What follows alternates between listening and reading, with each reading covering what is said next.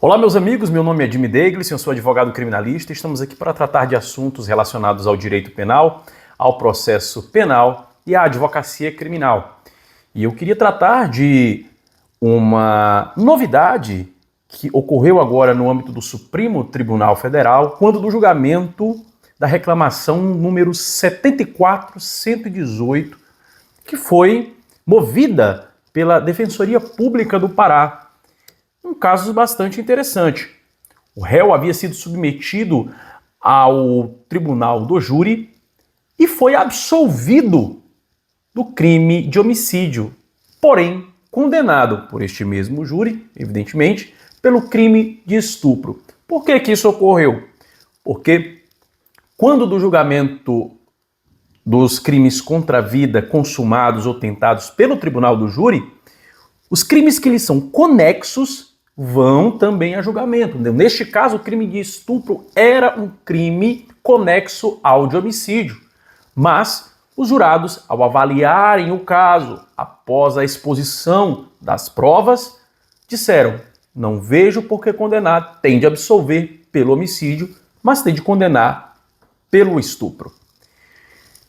Sendo assim, o Supremo Tribunal Federal foi instado a se pronunciar para responder a seguinte pergunta: o cumprimento imediato da pena, que vocês estão entendendo que deve haver nos casos agora do júri, independentemente da pena, após a condenação pelo tribunal do júri, deve ocorrer também para os crimes conexos, mesmo quando pelo crime principal o réu é absolvido? O Supremo Tribunal Federal respondeu que sim, nestes casos, vale a regra do cumprimento imediato da pena para os crimes conexos julgados pelo tribunal do júri, ainda que o réu seja absolvido pelo crime principal. Bem, na minha opinião, isso é mais uma das inúmeras problemáticas trazidas por esta compreensão a respeito do tribunal do júri, a respeito do cumprimento da pena quando da condenação pelo tribunal do júri, que está em dissonância com a compreensão do STF em relação ao cumprimento da pena em outros casos, em outros crimes, para os quais este mesmo STF exige o trânsito em julgado. E neste caso, eu entendo que aqui não valeria o cumprimento imediato por um motivo muito simples. O crime conexo só está sendo julgado pelo tribunal do júri porque o principal existe.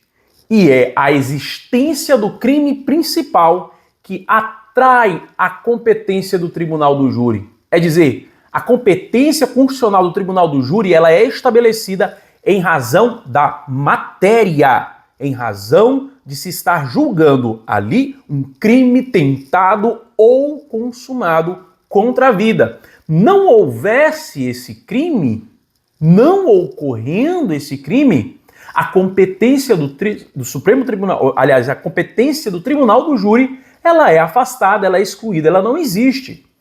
Então, não soa razoável, tampouco proporcional, estabelecermos uma regra diferenciada de cumprimento da pena que só valeria para os casos do tribunal do júri aos crimes conexos quando aquele crime principal, que é o que estabelece a competência, que é o que faz com que a matéria seja tratada diferentemente, foi excluído.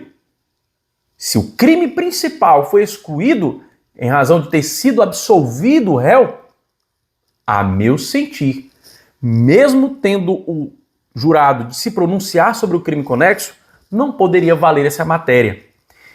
E claro, penso também que isso não deveria ficar a cargo do judiciário, como de fato ficou agora, mas como essa modificação, a meu sentir, foi uma modificação tão drástica e colocada às apalpadelas sem muita reflexão, trouxe essa problemática, como irá trazer outras, para os quais o legislador não se preparou, portanto, não há norma dentro do ordenamento jurídico brasileiro para tratar de uma situação como essa, fazendo com que o Supremo Tribunal Federal ou os tribunais do nosso país, os juízes do nosso país, tenham de se pronunciar sobre estes casos. Então, me parece uma compreensão equivocada do Supremo Tribunal Federal nessa matéria, mais uma vez, e não me espantará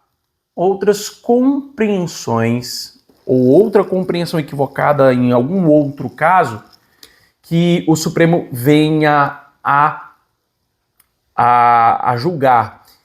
Isso porque algo que começa errado termina errado, e a única forma de se desfazer esse erro em cadeia é corrigindo o erro primário. E como a tendência do Supremo Tribunal Federal não é corrigir esse erro primário, mas querer validar essa compreensão que está em dissonância com aquilo mesmo que ele tem interpretado a respeito de cumprimento de pena e como também da Constituição, a tendência é que continue errado e nos outros casos nos quais ele vinha se pronunciar, continue errado. Então, senhores, essa é a minha opinião, os motivos são esses, e fica aí para reflexão. Se você entende que deve ser dessa forma, comente e nos ajude a debater sobre esse tema que não está terminado. O debate sobre essa problemática não está terminado, embora o Supremo tenha se pronunciado aí nessa reclamação.